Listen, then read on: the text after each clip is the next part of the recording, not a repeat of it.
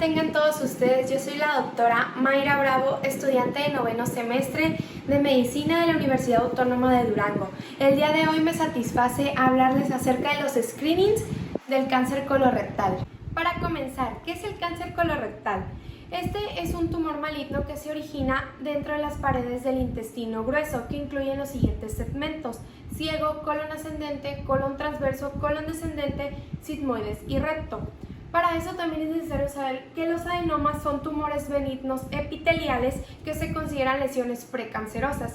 Dichos adenomas van a tener diferentes grados de displasia y diferentes características histológicas. Un ejemplo de ellos pueden ser los tubulares o tubulovellosos, que estos últimos se encuentran mayormente asociados a malignidad. Es importante destacar que el cáncer colorectal es el tercer cáncer más diagnosticado y es la cuarta causa de muerte por cáncer en el mundo. Su incidencia mundial es de 1.4 millones y cada año el cáncer de colon y recto es responsable un poco más de 600,000 muertes en el mundo.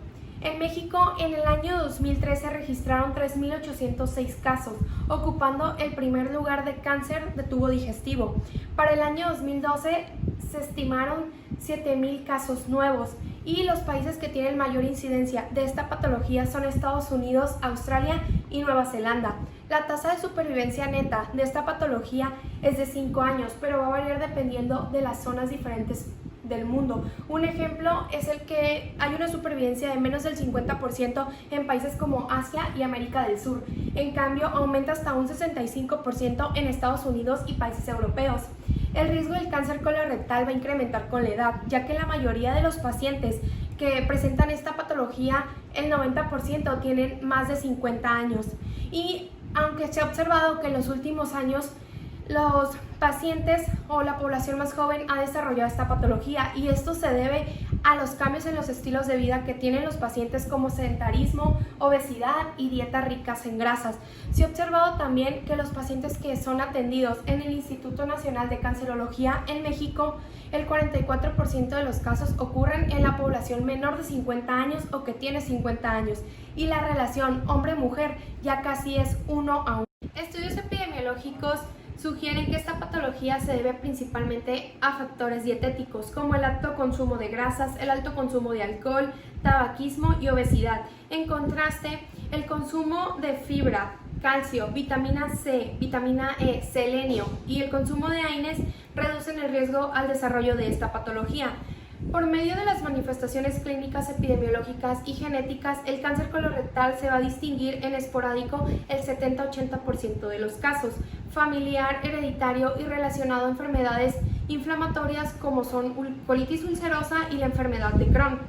Hasta el 25% de los pacientes con cáncer colorectal van a tener un antecedente familiar de esta patología, lo que sugiere que existe predisposición genética. El cáncer hereditario se va a dividir principalmente en dos grupos o dos síndromes genéticos, que son los síndromes de poliposis y los síndromes sin poliposis.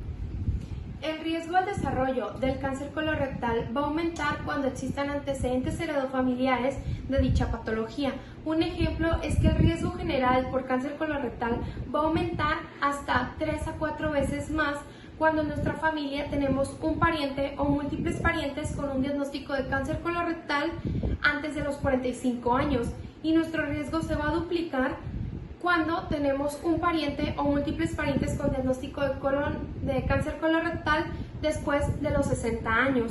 Otros trastornos médicos que nos van a incrementar el riesgo para desarrollar dicha patología son la diabetes mellitus, la obesidad, acromegalia y la radiación pélvica. Ahora vamos a comenzar a hablar acerca de los cribados, es decir, cuándo tenemos que empezar a investigar a esta patología. En individuos con un riesgo promedio de detección de cáncer colorectal vamos a empezar a buscar acerca de los 50 años de edad, y vamos a comenzar con una colonoscopía a los 50 años y el próximo examen será 10 años después.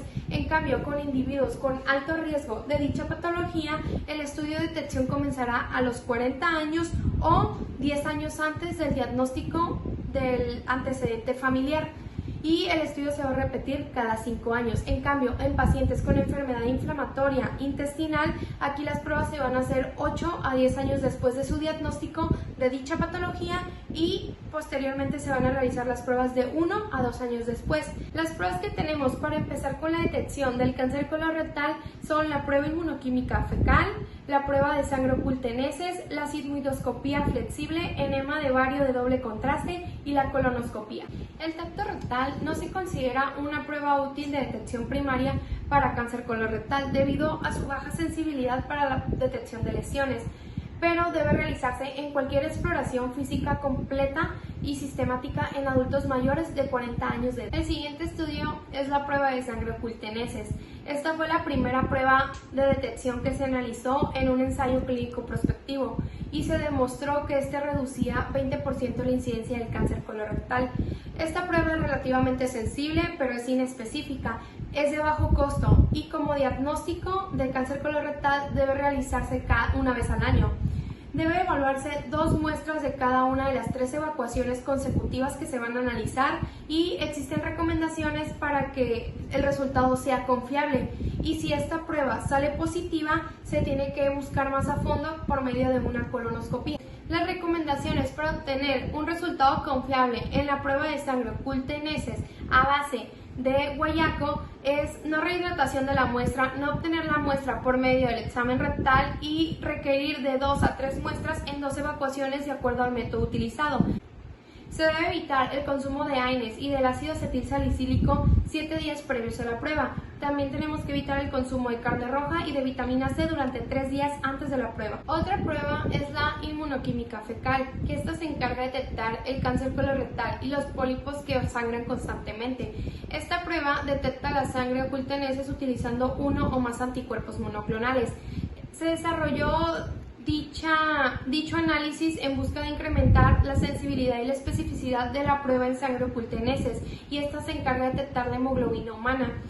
Esta es relativamente sensible pero inespecífica. El costo es mínimo y debe realizarse también cada año y deben usarse 2 muestras de 2 evacuaciones consecutivas.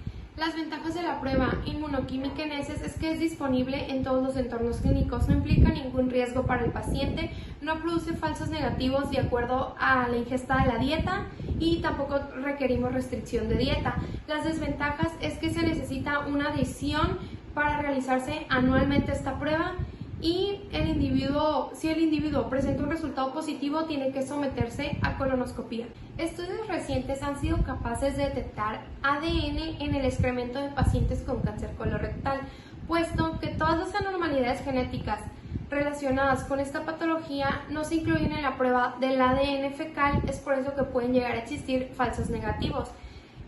¿En qué se basa la prueba del ADN fecal? Se basa principalmente en el desprendimiento de las células de la superficie mucosa del colon hacia la luz intestinal, detectando alteraciones del ADN presentes en el cáncer colorectal y en los adenomas. La sensibilidad de esta prueba va a variar desde un 52 hasta un 91%, pero su especificidad es de 93 al 97%. Tiene mayor sensibilidad y especificidad en comparación de la prueba de sangre oculta en heces y se recoge una evacuación completa, se va a guardar en el refrigerador o se empaca en hielo y se tiene que enviar al laboratorio a analizar dentro de las 72 horas y la muestra mínima es de 30 gramos. En la actualidad, esta prueba se tiene que realizar cada 5 años. El siguiente estudio es la sigmoidoscopía flexible. Este es un estudio invasivo que permite la toma de biopsia y la polipectomía. Su limitante es que solamente va a examinar el recto y el colon sigmoides. Rara vez requiere sedación y la frecuencia de perforación es de 1 en cada 10.000 y 1 cada 20.000 sin toma de biopsia. Este estudio debe realizarse cada 5 años como prueba de detección y un ensayo prospectivo demostró la reducción del 23% de incidencia del cáncer colorectal y reducción del 31% de mortalidad. La colonoscopía. Este es el estándar de oro para el diagnóstico del cáncer colorectal y para los pólipos adenomatosos, con toma de biopsia para confirmación histopatológica. La colonoscopía es un estudio invasivo, pero es la prueba más sensible y específica porque permite visualizar en forma directa toda la extensión del colon. Es costosa y tiene riesgo de complicaciones como la perforación. Este método debe practicarse cada 10 años como diagnóstico y si se llegan a encontrar pólipos debe repetirse el estudio cada 3 a 5 años. Y las limitaciones de la colonoscopía es la inconveniencia de la preparación intestinal, el riesgo de perforación que existe, calidad del examen, el costo y el número limitado de médicos que saben realizar esta prueba correctamente. El siguiente estudio es el enema de vario con doble contraste. Este es un estudio radiológico que toma imágenes de todo el colon y logra detectar el cáncer colorectal y los pólipos. Ofrece una evaluación del colon en toda su extensión. Este no requiere sedación y el riesgo de perforación es de 1 entre cada 10.000 procedimientos realizados. Su sensibilidad para la detección de los pólipos con un tamaño más de 1 centímetro es de 48% y para las lesiones neoplásicas la sensibilidad es del 85 al 94%. Esta está indicada cuando no se puede realizar colonoscopía en pacientes y se debe de realizar cada 5 años.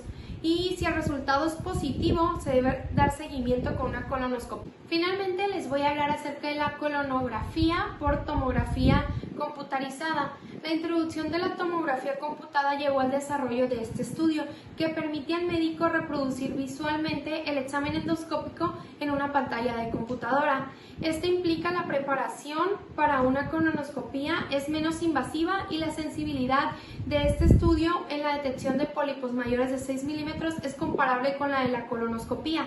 Las desventajas es que necesita preparación colónica. Si sale positivo, se necesita hacer una colonoscopía de seguimiento y riesgo de radiación acumulativo.